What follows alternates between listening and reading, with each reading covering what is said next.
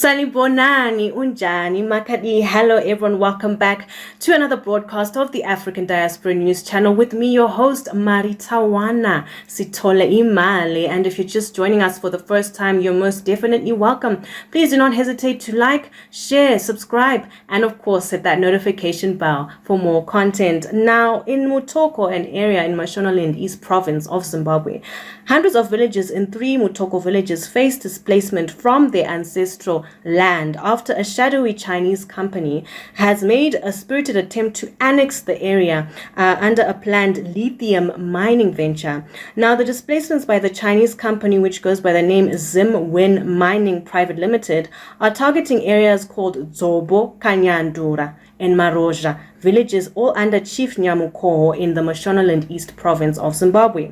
Now, last October, a company delegation reportedly camped near Maroja village after discovering rich lithium deposits in the 3 villages. Now, the delegation, according to villagers who spoke to the ZimLive online news site, had held several meetings with the local authorities and the village head, Jacob Kanyandura, while trying to convince them to sign forms on behalf of villagers consenting to vacating the area.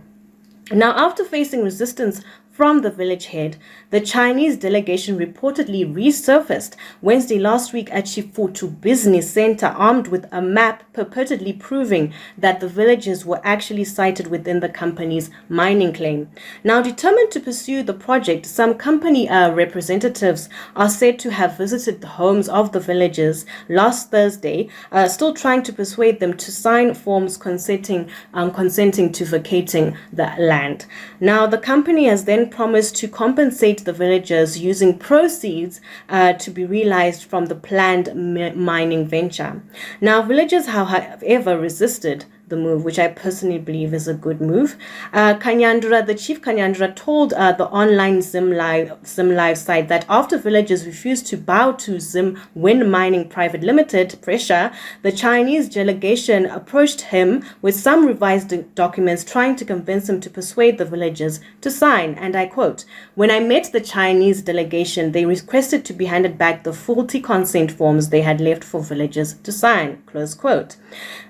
And I quote, "They insisted the papers were erroneous and presented revised copies. They purported guaranteed villagers compensation after lithium exploration, which they offered to me to sign and further convince the rest of the villagers to do the same," close quote.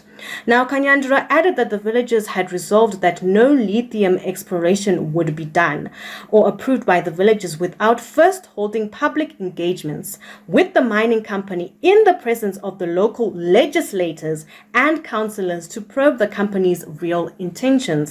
Now, one of the affected villagers who preferred anonymity for fear of victimization said during the meeting, the villagers came up with several resolutions to resist the Chinese efforts to displace them. He said, and I quote, "After the Chinese several efforts to persuade us to leave our homes, we held a meeting and agreed that we will resist the invasion until we got full information about their real intentions. We also agreed not to politicize the matter, but seek justice as legal residents, even if it meant going to court. We also agreed that we will not sign any documents as households or families, but as a village, to avoid any attempts to divide us by the Chinese."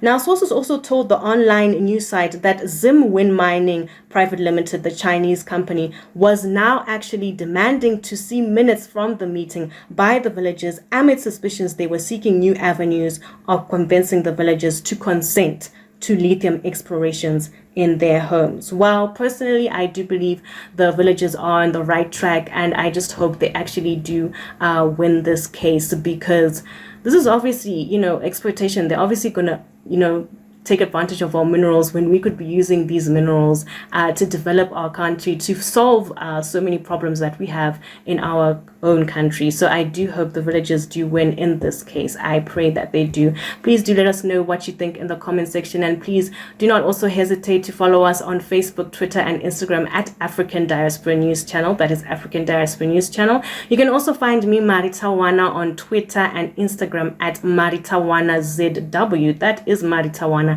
ZW. From me and the team, it's bye for now, and I will definitely see you in another broadcast. Cheers!